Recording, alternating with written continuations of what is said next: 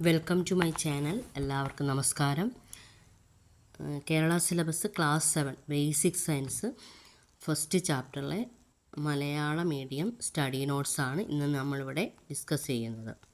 First ചാപ്റ്ററാണ് വിളയിക്കാം നൂറുമേനി.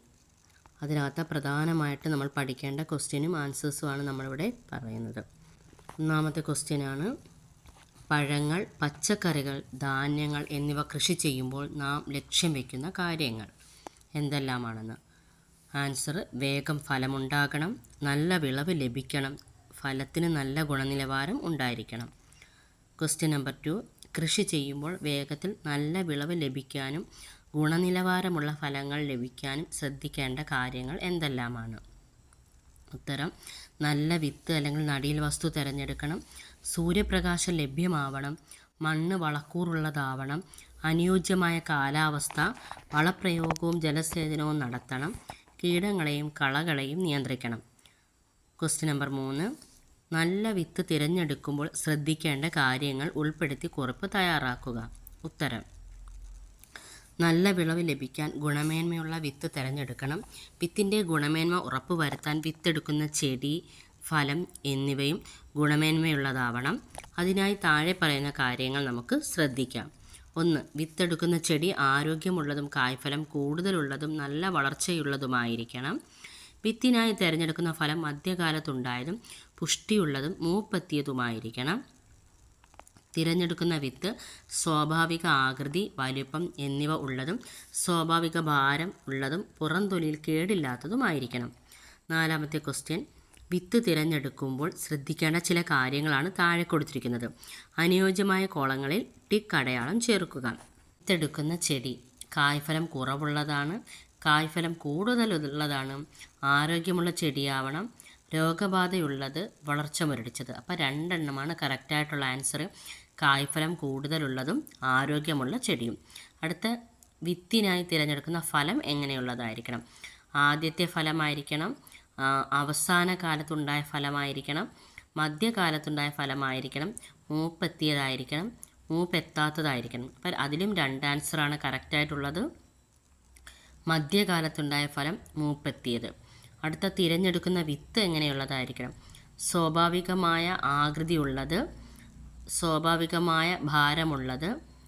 ഇത് 2ഉം കറക്റ്റ് ആൻസറാണ് കേട്ടോ. പുറന്തോടിൽ കേടുള്ളത്, അത് തെറ്റായ ആൻസറാണ്. ഭാരം കുറഞ്ഞത്, അതും തെറ്റാണ്. സ്വാഭാവിക വലിപ്പമുള്ളതുമായിരിക്കണം, അതും എന്താണ്, കറക്റ്റ് ആൻസറാണ്. അടുത്ത ക്വസ്റ്റ്യൻ 5ാമത്തത്, വിത്തിൽ നിന്നല്ലാതെ തൈകൾ ഉണ്ടാകുന്ന ചില സസ്യങ്ങൾ ഏതൊക്കെ. കറിവേപ്പ്, അതായത് വേരിൽ നിന്നുണ്ടാകും, വിത്തിൽ നിന്നല്ലാതെ. ഇഞ്ചി, ഭൂകാണ്ഡം. ഇലമുളച്ചി, ഇലയിൽ നിന്നുണ്ടാകും. കുരുമുളക്, തണ്ടിൽ നിന്ന്. അപ്പോൾ വിത്തിൽ നിന്നല്ലാതെ തൈകൾ ഉണ്ടാകുന്ന സസ്യങ്ങളാണ് ഇവയൊക്കെ.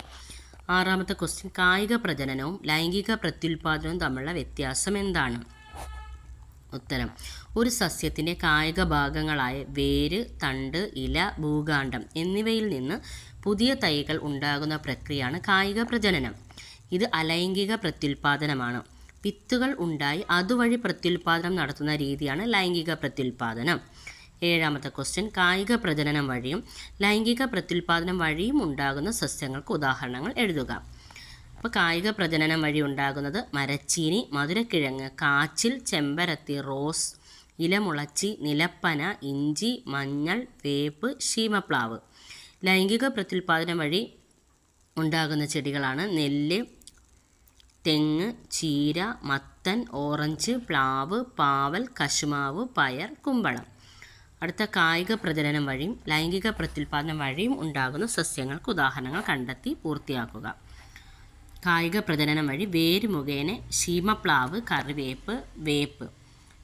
കാണ്ഡം, മുരിങ്ങ, ചെമ്പരത്തി, മരച്ചീനി. ഇനി ഇലയാണെങ്കിൽ ഇലമുളച്ചി, ബിഗോണിയ, നിലപ്പന. ഭൂകാണ്ഡമാണെങ്കിൽ കാച്ചിൽ, വാഴ, മഞ്ഞൾ. മണ്ണിനടിയിലുള്ളതിനെയാണ് നമ്മൾ ഭൂകാണ്ഡം എന്ന് പറയുന്നത്. ലൈംഗിക പ്രത്യുൽപാദനം ആ രീതിയിലൂടെ വിത്ത് മുളച്ചുണ്ടാകുന്നതാണ് മുരിങ്ങ, പയർ, നെല്ല്. അടുത്ത 9ാമത്തെ ക്വസ്റ്റ്യനാണ്, ലൈംഗിക പ്രത്യുൽപാദനം വഴിയും കായിക പ്രജനനം വഴിയും പുതിയ തലമുറയെ സൃഷ്ടിക്കുന്ന സസ്യങ്ങൾക്ക് കൂടുതൽ ഉദാഹരണങ്ങൾ കണ്ടെത്തുക. ഉത്തരം: ശീമക്കൊന്ന, കറിവേപ്പ്, മുരിങ്ങ, അരിപ്പൂവ്, നാലുമണിപ്പൂവ്, മൈലാഞ്ചി, കനകാംബരം. 10ാമത്തെ ക്വസ്റ്റ്യൻ, പതിവയ്ക്കുന്നതിൻ്റെ ഘട്ടങ്ങൾ വിവരിക്കുക. ഘട്ടം 1, മാതൃസസ്യത്തിൽ നിന്ന് പെൻസിൽ വണ്ണമുള്ള ഒരു കമ്പ് തിരഞ്ഞെടുക്കുക. പ്രധാന തടിയിൽ നിന്നുള്ളതാണ് കൂടുതൽ നല്ലത്.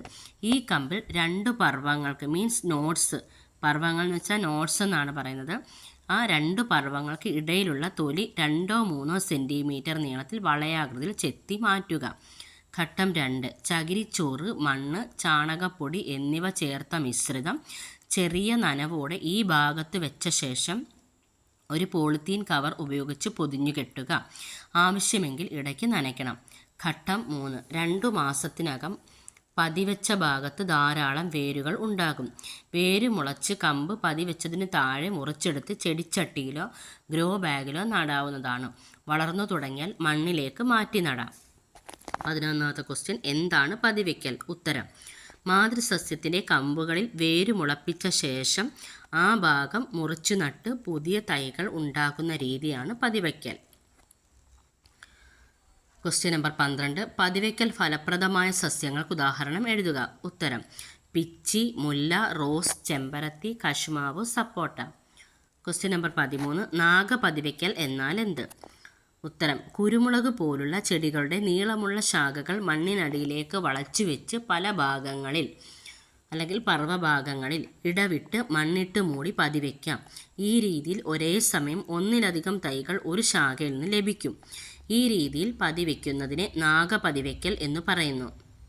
വിവിധ രീതികളിൽ പതിവയ്ക്കുന്ന സസ്യങ്ങൾ, വായുവിൽ പതിവയ്ക്കലുമുണ്ട്, നാഗപതിവയ്ക്കലുമുണ്ട് അല്ലേ. വായുവിൽ പതിവയ്ക്കൽ പേര, കശുമാവ്, സപ്പോട്ട, റോസ്, ചാമ്പ, അത്തി, ബദ. നാഗപതിവയ്ക്കലിന് ഉദാഹരണമാണ് ബൊഗെയിൻവില്ല, മുല്ല, പിച്ചി, കുരുമുളക്, മുന്തിരി, ജമന്തി, വെറ്റില. ക്വസ്റ്റ്യൻ നമ്പർ 14, പതിവയ്ക്കലിലൂടെ ഉൽപ്പാദിപ്പിക്കപ്പെടുന്ന സസ്യങ്ങളുടെ ഗുണങ്ങളും ദോഷങ്ങളും തരംതിരിച്ച് എഴുതുക. ഗുണങ്ങൾ, മാതൃസസ്യത്തിൻ്റെ ഗുണങ്ങളുണ്ടാകും, വേഗത്തിൽ പൂക്കുകയും കായ്ക്കുകയും ചെയ്യും. ഇതിൻ്റെ ദോഷങ്ങൾ എന്ന് പറഞ്ഞാൽ ചെടിയുടെ വലിപ്പവും ആയുർദൈർഘ്യവും കുറവായിരിക്കും, തായ്വേരു പടലം ഉണ്ടായിരിക്കില്ല, കൂടുതൽ പരിചരണം ആവശ്യമാണ്. ക്വസ്റ്റ്യൻ നമ്പർ 15, കമ്പൊട്ടിക്കൽ എന്നാൽ എന്ത്? ഉത്തരം, ഗുണമേന്മയുള്ള ഒരു സസ്യത്തിൻ്റെ കമ്പ് അതേ വർഗത്തിൽപ്പെട്ട വേരോടുകൂടിയ മറ്റൊരു സസ്യത്തിൽ ഒട്ടിച്ചു ചേർത്ത് മികച്ച ഇനം തൈ ഉൽപ്പാദിപ്പിക്കുന്ന രീതിയാണ് കമ്പൊട്ടിക്കൽ. ഒട്ടിക്കാനായി തിരഞ്ഞെടുക്കുന്ന വേരോടുകൂടിയ ചെടിയെ റൂട്ട് സ്റ്റോക്ക് എന്നും ഒട്ടിക്കുന്ന കമ്പിനെ സയൺ എന്നും പറയുന്നു. 16, ക്വസ്റ്റ്യൻ നമ്പർ 16, കമ്പൊട്ടിക്കലിനു വേണ്ടി തിരഞ്ഞെടുക്കുന്ന വേരോടുകൂടിയ ചെടിയെ വിളിക്കുന്ന പേര് എന്താണ്? ഉത്തരം, സ്റ്റോക്ക് അല്ലെങ്കിൽ മൂലകാണ്ഡം. ചോദ്യം നമ്പർ 17, കമ്പൊട്ടിക്കലിനു വേണ്ടി തിരഞ്ഞെടുക്കുന്ന ചെടിയുടെ കൊമ്പിനെ വിളിക്കുന്ന പേര്? ഉത്തരം, സയൺ അല്ലെങ്കിൽ ഒട്ടുകമ്പ്. ക്വസ്റ്റ്യൻ നമ്പർ 18, കമ്പൊട്ടിക്കൽ പ്രക്രിയ എങ്ങനെ ചെയ്യാം? ഉത്തരം, 6 മാസം മുതൽ 1 വർഷം വരെ പ്രായമുള്ള ഒരു മൂവാണ്ടൻ മാവിൻ്റെ തൈ തിരഞ്ഞെടുക്കുക. വേരോടുകൂടിയ ഈ ചെടിയെ റൂട്ട് സ്റ്റോക്ക് എന്ന് പറയുന്നു. നല്ല കായ്ഫലമുള്ള നീലം മാവിൽ നിന്ന് റൂട്ട് സ്റ്റോക്കിൻ്റെ അതേ വണ്ണമുള്ള ഒരു കമ്പ് മുറിച്ചെടുക്കുക. ഇതിനെ സയൺ എന്ന് പറയുന്നു. പുതിയ മുകുളങ്ങൾ വരാൻ തുടങ്ങിയ കമ്പാണ് സയൺ ആയി തിരഞ്ഞെടുക്കേണ്ടത്. കമ്പൊട്ടിക്കാനായി റൂട്ട് സ്റ്റോക്കിൻ്റെ അടിവശത്തു നിന്ന് 15 സെൻറ്റിമീറ്റർ മുകളിൽ വെച്ച് മുറിച്ചു മാറ്റണം. റൂട്ട് സ്റ്റോക്കിൻ്റെ ഈ ഭാഗത്ത് നടുവിൽ കത്തി ഉപയോഗിച്ച് 4 സെൻറ്റിമീറ്റർ നീളത്തിൽ താഴേക്ക് മുറിക്കുക. സയണിൻ്റെ അടിഭാഗം 2 വശവും ചരിച്ച് ചെത്തണം. റൂട്ട് സ്റ്റോക്കിൽ ഉണ്ടാക്കിയ വിടവിലേക്ക് സയൺ തിരുകി വെച്ച് പോളിത്തീൻ ടേപ്പ് ഉപയോഗിച്ച് ചുറ്റിക്കെട്ടണം. സയൺ സ്റ്റോക്കിനോട് ഒട്ടി വളർന്നു കഴിഞ്ഞാൽ ചെടി സൗകര്യപ്രദമായ സ്ഥലത്തേക്ക് മാറ്റി നടാം. ചോദ്യം നമ്പർ 19, കമ്പൊട്ടിക്കൽ വഴി തൈ ഉണ്ടാക്കുന്നതിൻ്റെ നേട്ടങ്ങൾ എന്തെല്ലാമാണ്? ഉത്തരം, വേഗത്തിൽ പൂക്കുകയും കായ്ക്കുകയും ചെയ്യും, കുറഞ്ഞ പരിചരണം മതിയാകും, നമ്മുടെ മണ്ണിൽ നന്നായി വളരും. ചോദ്യം നമ്പർ 20, മുകുളം ഒട്ടിക്കൽ എന്നാൽ എന്ത്? ഉത്തരം, ഗുണമേന്മയുള്ള ഒരു സസ്യത്തിൻ്റെ മുകുളം അതേ വർഗത്തിൽപ്പെട്ട വേരോടുകൂടിയ മറ്റൊരു സസ്യത്തിൽ ഒട്ടിച്ചു ചേർത്ത് മികച്ച നടീൽ വസ്തു ഉണ്ടാക്കുന്ന രീതിയാണ് മുകുളം ഒട്ടിക്കൽ. ചോദ്യം നമ്പർ 21, മുകുളം ഒട്ടിക്കലിൻ്റെ വിവിധ ഘട്ടങ്ങൾ വിവരിക്കുക. ഘട്ടം 1, നല്ല ഇനം പ്ലാവിൻ്റെ ശിഖരത്തിൽ നിന്ന് മുകുളം തൊലിയോടുകൂടി ചെത്തിയെടുക്കുക. ഇതാണ് സയൺ. ഘട്ടം 2, ചട്ടിയിലോ ഗ്രോ ബാഗിലോ വളർത്തിയ നാടൻ ഇനത്തിൽപ്പെട്ട പ്ലാവിൻ തൈയിൽ നിന്ന്, അതായത് റൂട്ട് സ്റ്റോക്ക്, മുകുളം ഒട്ടിക്കാനുള്ള സ്ഥലത്തെ പുറംതെലി ചെത്തി മാറ്റുക. ഘട്ടം 3 റൂട്ട് സ്റ്റോക്കിൽ തൊലി നീക്കിയ ഭാഗത്ത് സയൻ വെച്ച് മുകുളം പുറത്തു കാണുന്ന വിധം പോളിത്തീൻ ടേപ്പ് കൊണ്ട് പൊതിഞ്ഞു കെട്ടുക. ഘട്ടം 4 മുകുളം നന്നായി വളരാൻ തുടങ്ങിയാൽ സ്റ്റോക്കിൻ്റെ മുകൾ ഭാഗം മുറിച്ചു മാറ്റുക. മുകുളം വളർന്നതിനു ശേഷം ഈ തൈ പറമ്പിലേക്ക് മാറ്റി നടാം. ചോദ്യം നമ്പർ 22 കൃത്രിമ പരാഗണത്തിൻ്റെ വിവിധ ഘട്ടങ്ങൾ പരിശോധിക്കുക. ഉത്തരം സ്വപരാഗണം തടയുന്നതിന് കൃത്രിമ പരാഗണം നടത്തേണ്ട പൂവിലെ കേസരങ്ങൾ മുറിച്ചു മാറ്റുന്നു. ഈ പൂവിൽ മറ്റു പൂക്കളിൽ നിന്നുള്ള പരാഗരേണുക്കൾ എത്താതിരിക്കാൻ പൂവ് പൊതിഞ്ഞു കെട്ടുന്നു. ഇതേ ഇനത്തിൽപ്പെട്ട വ്യത്യസ്ത ഗുണങ്ങളുള്ള ചെടിയിലെ പൂവിൽ നിന്ന് പരാഗരേണുക്കൾ ബ്രഷിൽ ശേഖരിക്കുന്നു. ശേഖരിച്ച പരാഗരേണുക്കൾ കൃത്രിമ പരാഗണം നടത്തേണ്ട പൂവിൻ്റെ പരാഗണ സ്ഥലത്ത് പതിപ്പിക്കുന്നു. മറ്റു പൂക്കളിൽ നിന്നുള്ള പരാഗണം തടയുന്നതിനായി ഈ പൂവ് വീണ്ടും പൊതിഞ്ഞു കെട്ടുന്നു. ചോദ്യം നമ്പർ 23 വർഗസങ്കരണം എന്നാൽ എന്ത്? ഉത്തരം ഒരേ വർഗത്തിൽപ്പെട്ടതും വ്യത്യസ്ത ഗുണങ്ങളുള്ളതുമായ രണ്ടു ചെടികൾ തമ്മിൽ കൃത്രിമ പരാഗണം നടത്തി രണ്ടിൻ്റെയും ഗുണങ്ങൾ ചേർന്ന പുതിയ വിത്തുകൾ ഉൽപ്പാദിപ്പിക്കുന്ന രീതിയാണ് വർഗസങ്കരണം. ഇങ്ങനെ ഉണ്ടാക്കുന്ന വിത്തുകളിൽ നിന്ന് ഗുണമേന്മയുള്ള വിത്തുകൾ തിരഞ്ഞെടുക്കുന്നു. ഇവയാണ് സങ്കര ഇനം വിത്തുകൾ. സങ്കര ഇനം വിത്തുകളും സസ്യങ്ങളും. സസ്യം മുളക്, ഉജ്ജ്വല, ജ്വാലാമുഖിയൊക്കെയാണ് സങ്കരയിനം വിത്തുകൾ. പയറിൻ്റെ ആണെങ്കിൽ ജ്യോതിക, ഭാഗ്യലക്ഷ്മി. നെല്ല് പവിത്ര, അന്നപൂർണ. തെങ്ങ് ചന്ദ്രലക്ഷ, ചന്ദ്രശങ്കര. വെണ്ട സൽകീർത്തി, കിരൺ. ക്വസ്റ്റ്യൻ നമ്പർ 24 കേരളത്തിലെ പ്രധാന കാർഷിക ഗവേഷണ കേന്ദ്രങ്ങൾ ഏതെല്ലാമാണ്? ഉത്തരം കേരള കാർഷിക സർവകലാശാല, മണ്ണുത്തി, തൃശ്ശൂർ. കേരളത്തിലെ ഏറ്റവും പ്രധാനപ്പെട്ട കാർഷിക ഗവേഷണ കേന്ദ്രമാണ് കേരള കാർഷിക സർവകലാശാല. വിവിധയിനം വിളകൾ, മൃഗങ്ങൾ, പക്ഷികൾ മുതലായവയെക്കുറിച്ചുള്ള ഗവേഷണങ്ങളും വിജ്ഞാന വ്യാപന പരിപാടികളുമാണ് മുഖ്യ പ്രവർത്തനങ്ങൾ. അടുത്തത് കേന്ദ്ര കിഴങ്ങുവിള ഗവേഷണ കേന്ദ്രം, ശ്രീകാര്യം, തിരുവനന്തപുരം. കിഴങ്ങുവർഗ്ഗങ്ങളെപ്പറ്റിയുള്ള പഠനവും അവയുടെ ഉൽപ്പാദനവുമാണ് ഇവിടെ നടക്കുന്നത്.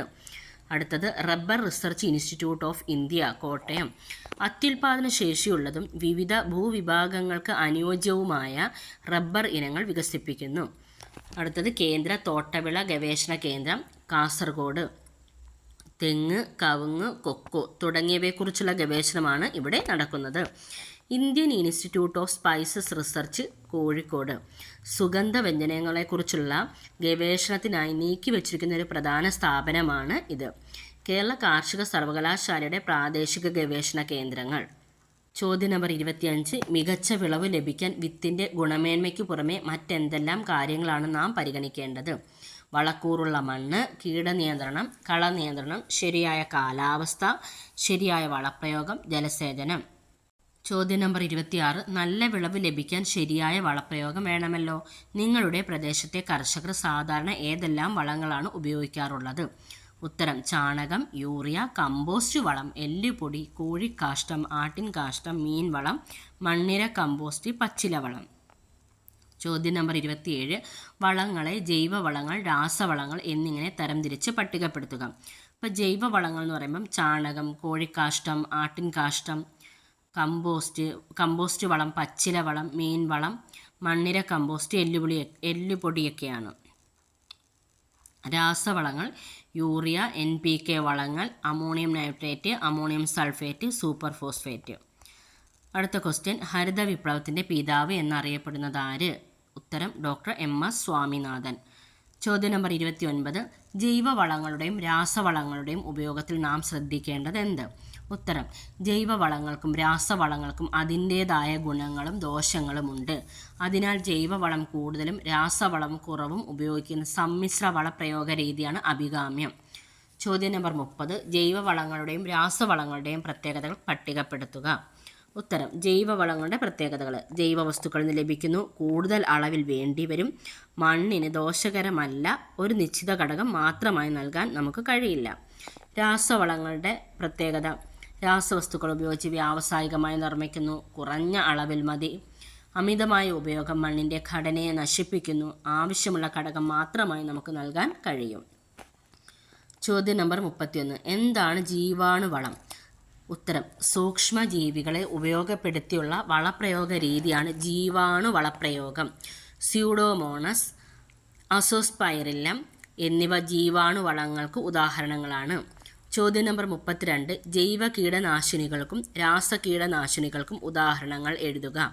ജൈവ കീടനാശിനികൾക്ക് ഉദാഹരണം പുകയില കഷായം, വേപ്പെണ്ണ ഇമൽഷൻ, വെളുത്തുള്ളി കാന്താരി മിശ്രിതം.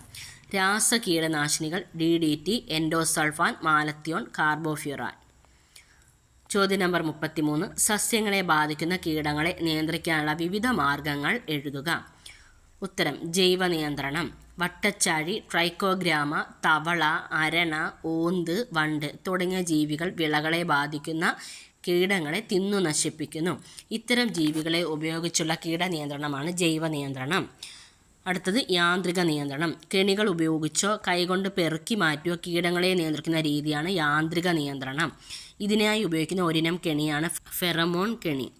കീടനാശിനികൾ. കീടനാശിനികൾ 2 തരമുണ്ട്. രാസകീടനാശിനികളും ജൈവ കീടനാശിനികളും. രാസകീടനാശിനികൾ രാസവസ്തുക്കൾ ഉപയോഗിച്ച് നിർമ്മിച്ച കീടനാശിനികളാണ് രാസകീടനാശിനികൾ. ജൈവ കീടനാശിനികൾ രാസകീടനാശിനികളെ അപേക്ഷിച്ച് ദോഷം കുറഞ്ഞവയാണ്. ജൈവ കീടനാശിനികൾ പുകയില കഷായം, വേപ്പെണ്ണ ഇമൽഷൻ, വെളുത്തുള്ളി കാന്താരി മിശ്രിതം തുടങ്ങിയവ ജൈവ കീടനാശിനികളാണ്. ചോദ്യം നമ്പർ 34. പുകയില കഷായം നിർമ്മിക്കുന്നത് എങ്ങനെ? ഉത്തരം 100 ഗ്രാം പുകയില ചെറു കഷണങ്ങളാക്കി 1.5 ലിറ്റർ വെള്ളത്തിൽ 1 ദിവസം കുതിർത്ത് വയ്ക്കുക. ഇത് പിഴിഞ്ഞ് അരിച്ചെടുക്കുക. ഇതിൽ 10 ഗ്രാം ബാർ സോപ്പ് ലായനി ചേർക്കുക. പുകയില കഷായം തയ്യാറായി. ഇതിൽ ഇരട്ടി വെള്ളം ചേർത്ത് നേർപ്പിച്ച് ചെടികൾക്ക് തളിക്കാം. ചോദ്യം നമ്പർ 35. കളകളെ എങ്ങനെ നിയന്ത്രിക്കാം? ഉത്തരം കളനാശിനി പ്രയോഗിക്കൽ, കൈകൊണ്ട് പറിച്ചു മാറ്റൽ അല്ലെങ്കിൽ വെട്ടിമാറ്റൽ. 3 രീതിയിൽ കളകളെ നിയന്ത്രിക്കാം. ലാസ്റ്റ് ക്വസ്റ്റ്യൻ ആണ് മറ്റ് കാർഷിക സംരംഭങ്ങൾ. സെറികൾച്ചർ എന്ന് പറഞ്ഞാൽ പട്ടുനൂൽ പുഴു വളർത്തലാണ്. ഫ്ലോറികൾച്ചർ എന്ന് വെച്ചാൽ പുഷ്പകൃഷിയാണ്. എപ്പികൾച്ചർ തേനീച്ച വളർത്തലാണ്. പിസികൾച്ചർ മത്സ്യകൃഷി വളർത്തലാണ്. ക്യൂണികൾച്ചർ മുയൽ വളർത്തൽ. മഷ്റൂം കൾച്ചർ കൂൺ കൃഷി. പൗൾട്രി ഫാമിംഗ് കോഴിക്കൃഷിയാണ്. ലൈഫ് സ്റ്റോക്ക് ഫാമിംഗ് കന്നുകാലി വളർത്തൽ. 7ാം ക്ലാസ്സിലെ അടിസ്ഥാന ശാസ്ത്രത്തിലെ 1ാമത്തെ അധ്യായത്തിലെ വളരെ പ്രധാനപ്പെട്ട ചോദ്യങ്ങളും ഉത്തരങ്ങളുമാണ് നമ്മൾ ഈ വീഡിയോയിൽ ഉൾപ്പെടുത്തിയിരിക്കുന്നത്. എല്ലാവർക്കും പ്രയോജനപ്രദമാകുമെന്ന് വിശ്വസിക്കുന്നു.